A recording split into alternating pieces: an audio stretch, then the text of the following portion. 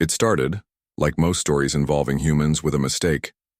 A small, crude science vessel called the Daring Hope, built on Earth with more courage than caution, made a jump farther than any of its engineers believed possible. It was supposed to test a new FTL drive. Nothing dramatic, just to hop a few systems out and back. But instead, it landed in a restricted corridor of Council space. Right in the middle of a diplomatic convoy. 5 ships from 5 different civilizations, each centuries older than Earth, were in the middle of a delicate border negotiation. Dozens of sensors trained on one another, tight-lipped diplomacy hanging by a thread, tension high. Then, without warning, a human ship blinked into existence, sparking, wobbling, and broadcasting early 21st century Earth music through its open comms. To the dignitaries on board the convoy, it was like a caveman had just wandered into a parliament hearing, wearing sunglasses and shouting, "Hey, anyone got coffee?" Chaos followed. One ambassador panicked and activated a defense field. Another tried to hail the unknown ship in 3 different languages. A third, an elderly diplomat from the Jatari collective, simply fainted on the spot. Back aboard the Daring Hope, the human crew had no idea what they'd stumbled into. Their navigator, a woman named Tessa Vall, calmly tapped her console and said, Captain? I think we're not alone." Captain Roy Connors looked out the window and let out a very human phrase, hell. Within seconds, they were surrounded by a network of signals, beams, and translation attempts. Most of them were saying the same thing. "Identify yourself or prepare to be boarded." Captain Connors responded the only way he knew how. "Hi there, we're from Earth. Didn't mean to crash the party." That sentence was recorded, replayed, archived. It is now part of every council training module on unexpected contact. The problem was simple. Earth wasn't supposed to be there. Humanity wasn't even on the official star charts. Their system had been observed, scanned, and written off 100 years earlier as pre-jump, high-risk, emotionally unstable. The file was marked, "Do not engage." Just another noisy little species working its way toward self-destruction. No one expected them to leap forward centuries ahead of schedule, and yet, here they were, in a ship that shouldn't have worked, powered by a drive that should have torn them apart, piloted by a crew who had absolutely no idea what the rules were. The council scrambled. Emergency meetings were held. Translators were deployed. The diplomatic convoy was disbanded early, and the humans were placed in what could generously be called protective custody, just until things were sorted out. But the damage was done. The humans had arrived. Not with warships, not with flags, just by accident. They weren't ready for the galaxy, and more importantly, the galaxy wasn't ready for them. One council ambassador, in a now famous quote, said, "They're like children who stumbled into a theater mid-play and started asking about the plot." And they weren't wrong. The humans didn't understand how things worked out here. They didn't follow protocol. They asked questions all the time. They talked during quiet periods. They touched things. They laughed, loudly and often. And worst of all, they weren't afraid. It wasn't arrogance. It was curiosity, bold, blunt curiosity, and that was something the galaxy hadn't seen in a very long time. The council chamber had not seen this much activity in centuries. Normally, it was a place of slow-moving debates and long, ceremonial pauses, where ambassadors spoke in full paragraphs just to ask for water. Every word was considered. Every sentence pre-approved by layers of cultural advisors. But when the humans arrived, none of that mattered. Alarms were raised. Emergency protocols were dusted off, literally, in some archives. The last time those protocols had been triggered, a rogue AI tried to convince a sun to explode. Now the council faced something worse, a species that didn't understand how things were supposed to be done. And they weren't malicious. That was the problem. They were excited, grinning, eager, unfiltered. The representatives of the core civilizations convened a classified session. No observers, no press. Just crisis talk. "This is a disaster. said the Valkan delegate, his voice vibrating like a kettle under pressure. They weren't even supposed to develop FTL for another 400 years, hissed another. An elder from the Asari stood and said, "We marked their species emotionally volatile and pathologically self-absorbed." A quiet murmur followed. Was that incorrect? Well, said the Asari slowly, no, but apparently it wasn't the whole story. A recording played, captured from the humans' arrival, a simple clip. "We're from Earth. Didn't mean to crash the party." The room winced. One representative sighed. "They joke. During first contact." Another added, "They joked while we aimed plasma cannons at them. And it only got worse." In the days that followed, the humans asked every question the council didn't want to answer. Why are there no open trade routes near the fringe worlds? Why are certain species not represented? Why are artificial life forms kept in limited zones? Why can't we visit the cultural archive planet? Why are weapons banned?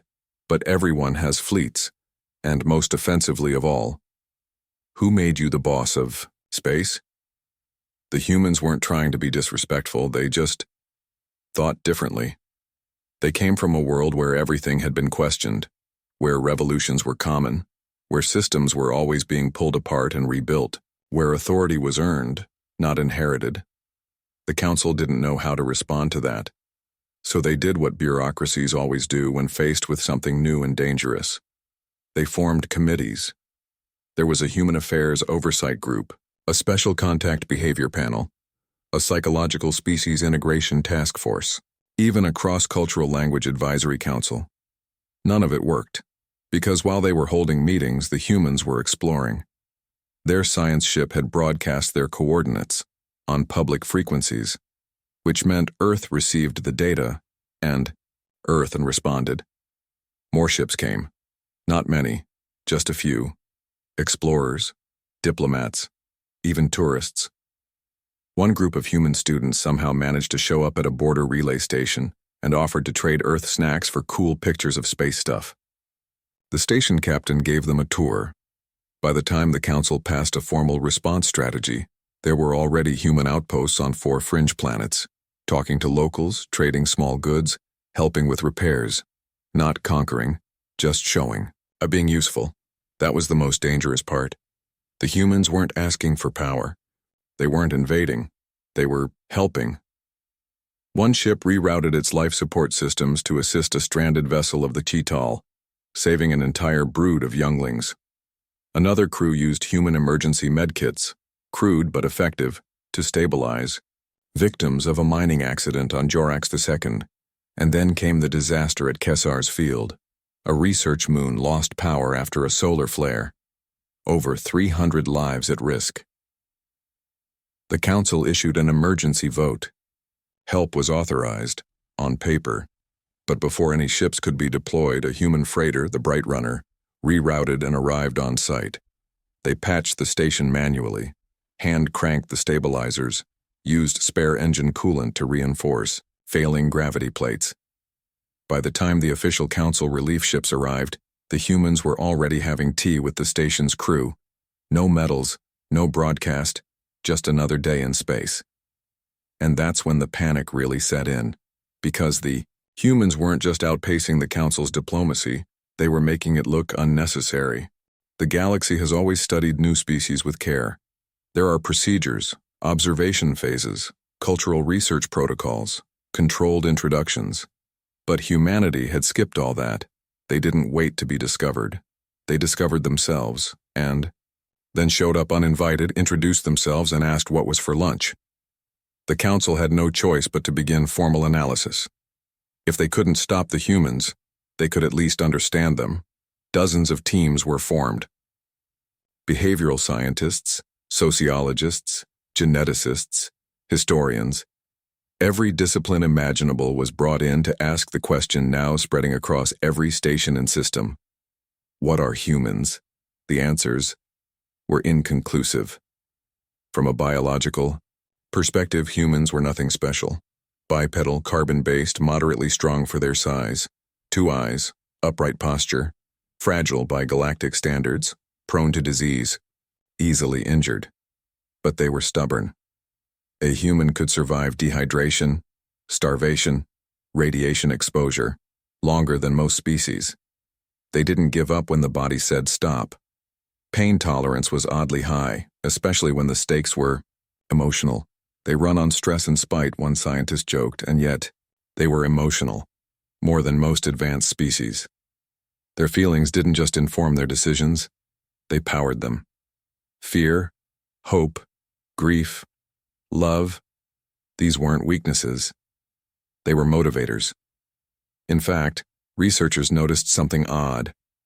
The more desperate a human got, the more focused they became. That made them dangerous. But also, remarkable. A council xenoanthropologist studying human conflict patterns wrote a now famous observation. Humans do not escalate linearly. When pushed, they leap. Cultural analysis was even stranger. Humans had thousands of languages, but used the wrong ones constantly, just to test each other. They insulted their friends, complimented their rivals, and invented jokes that made no sense to outsiders. They laughed at funerals, they cried at music, they danced for no reason. And sometimes, they sang in groups in public without shame. No other species did that. One confused researcher summarized their entertainment industry as fictional simulations of suffering, made to relax the brain. Another study focused on human expressions of faith. They had hundreds of religions, dozens of philosophies. Some believed in destiny, others in randomness. Some thought life had a purpose. Others believed it was up to them to make one, no consensus. But that was the point. They didn't need consensus to cooperate. One alien psychologist, deeply unnerved by what she saw, said, "Most species require unity before action. Humans act before unity, and somehow find it along the way." And they never stopped moving. Human explorers pushed out beyond assigned zones. Even after being told which systems were closed, they mapped them anyway, then apologized after. Not malicious, just curious, always asking, "What's out there? Why not? What if we try this?" Their science was unrefined but fast. Their ships were noisy. Their AI assistants had personalities. Their diplomats carried snacks, and yet, it worked. Humans built bridges where others stalled. They filled gaps with duct tape and hope. They adapted, improvised, and figured it out mid-jump. Every other species took pride in mastery. The humans? They took pride in learning while falling, and the more the galaxy studied them, the more uncertain they became, because humans didn't fit. They weren't evolved for peace, but they valued it. They weren't the strongest, but they ran toward danger. They weren't the wisest, but they listened, and they weren't afraid of being wrong. One particularly bold report, filed in private by a respected scholar from the Kavar Dominion, concluded, "Humans are not the most advanced species, but they are the most alive." And that terrified some people, because the last time the galaxy had seen that kind of energy, it had been in the age of expansion, when the old empires rose, when systems were new and wild and uncertain.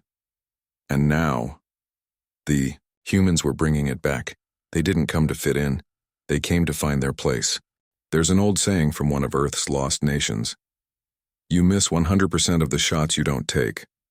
No one outside of humanity really understood what it meant, until they watched humans live by it. The council had hoped the humans would pause, take time to adapt, learn the rules, wait for their place in the galactic structure to be formally assigned. Humans did the opposite. They didn't just explore, they spread.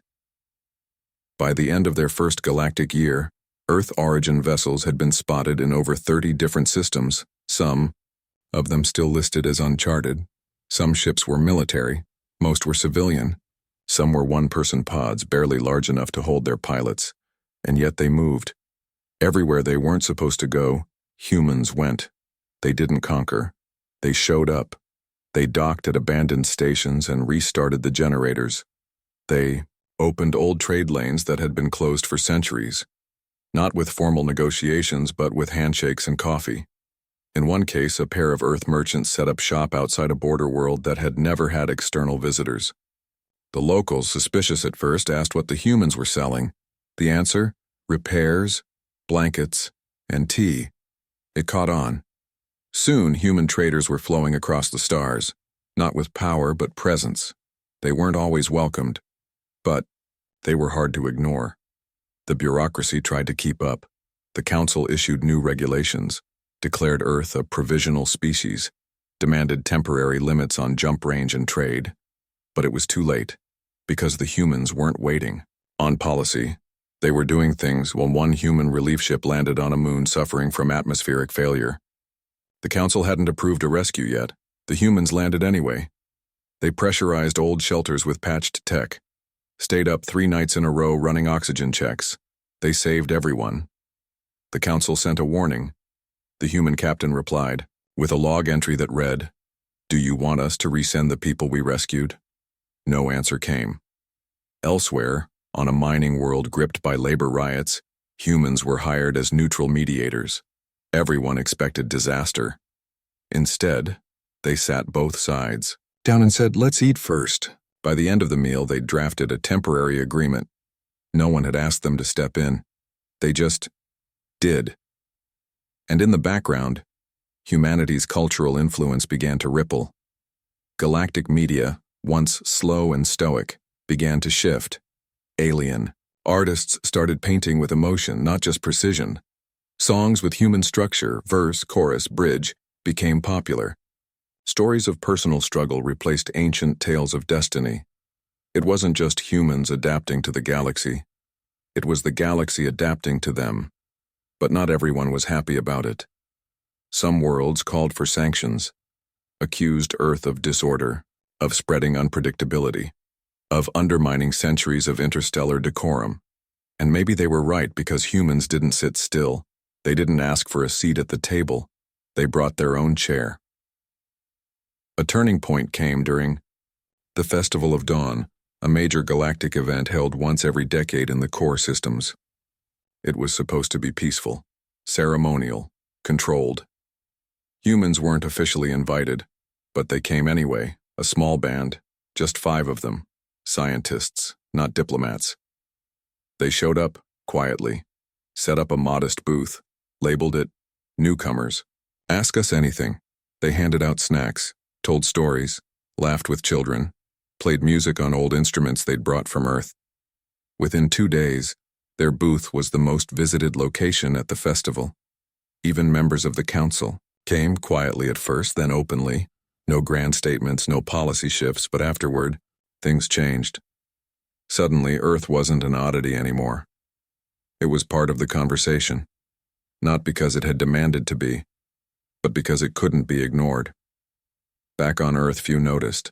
Most people were too busy living, building, creating, exploring. Because humans had never been very good at waiting. And now that the galaxy was open to them, even unofficially, they weren't going to stop. The galaxy wasn't used to change. It had settled into patterns over thousands of years, comfortable, stable, slow. Empires rose and fell, but always in rhythm. Trade followed ancient roots. Alliances formed and fractured politely. Technology evolved in quiet, predictable steps. Then came the humans. And nothing followed the old rhythm anymore. In just a few short cycles, Earth's influence had spread far beyond what the Council thought possible. Not because of conquest, not because of wealth, but because of motion. Humans moved, constantly, relentlessly, not toward power, but toward presence. Wherever there was a gap, they filled it. A failed colony? Humans arrived with solar panels and a dozen volunteers. An abandoned station? They brought tools, fixed the lights, and asked if anyone needed help. A bureaucratic impasse? A human crew showed up, started cooking, and said, "Let's just talk this through." It didn't always work. Sometimes they offended locals, crossed lines they didn't know existed, misread customs, said the wrong thing, wore the wrong clothes, used the wrong greeting. But when that happened, they didn't double down. They apologized, laughed at themselves, asked questions, learned, and then they showed up again, better. That was new. Most species either retreated or pushed harder when challenged. Humans adjusted, and they did it fast. Council analysts began sounding quiet alarms. The humans were unpredictable.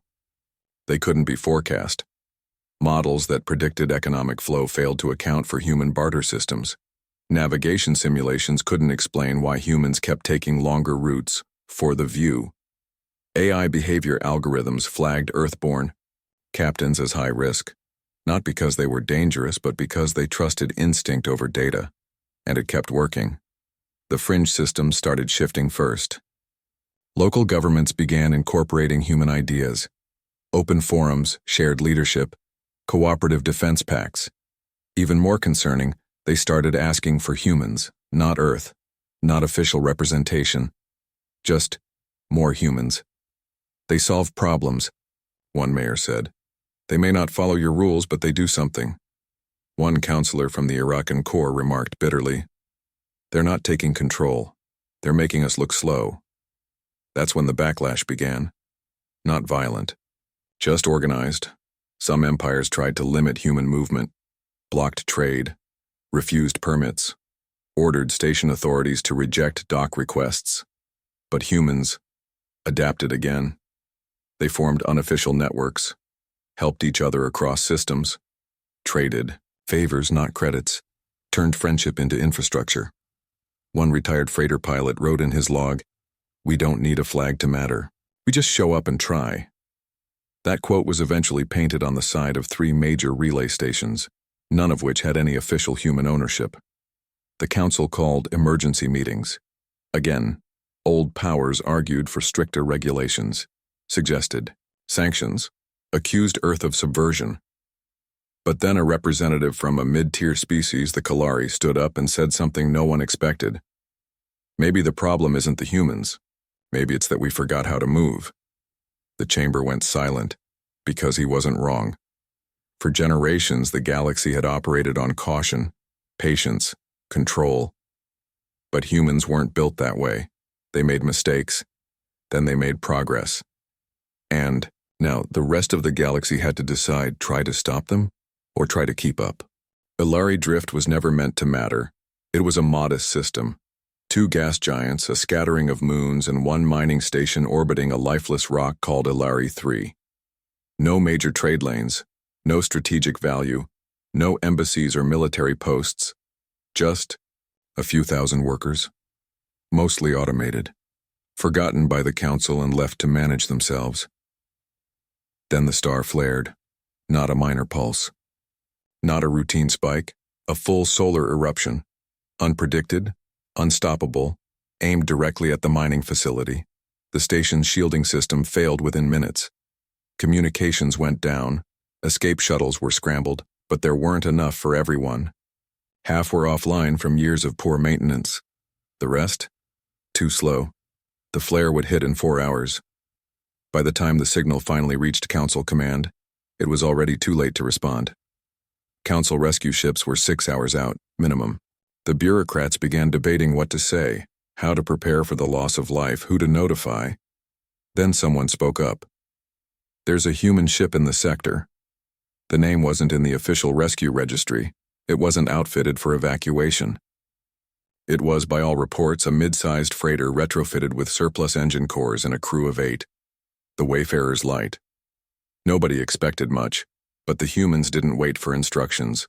They rerouted instantly, burned their engines hot, pulled dangerous maneuvers to shave time, and arrived at the station 90 minutes later, nearly melting their drive coils in the process.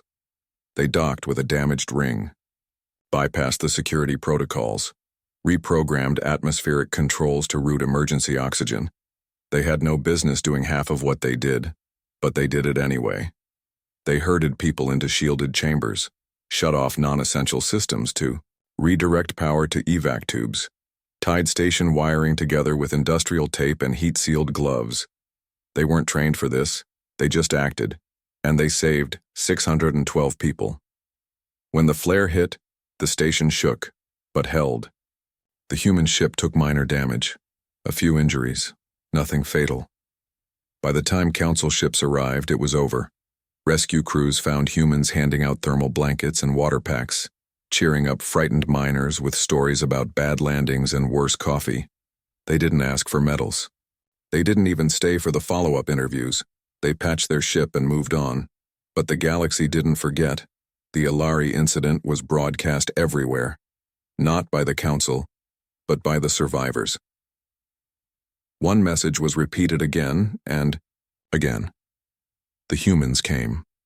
They weren't called. They weren't equipped. But they came. That moment changed everything. Not because it was the first time humans had helped, but because it proved something that couldn't be denied anymore. Humans didn't act out of obligation. They acted because it was right. No delay, no vote, no permission. They saw danger and moved. The old stories had painted humanity as unpredictable, volatile, a liability. Now the story was changing. A new word began circulating across diplomatic circles. First whispered, then spoken aloud. Essential. Humans were no longer an anomaly. They were needed, and whether the Council liked it or not, the galaxy was starting to believe it.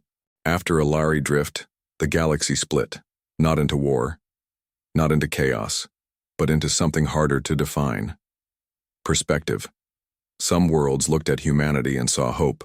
Others looked and saw trouble. The old empires, those who had watched over the stars for millennia, began to close ranks. They issued official statements of appreciation for Earth's efforts, while quietly reinforcing old policies. They didn't want to stop humanity, but they didn't want to follow them either. They feared what came next, because humans had started something they couldn't control. It wasn't about territory, it was about momentum, and momentum changes everything.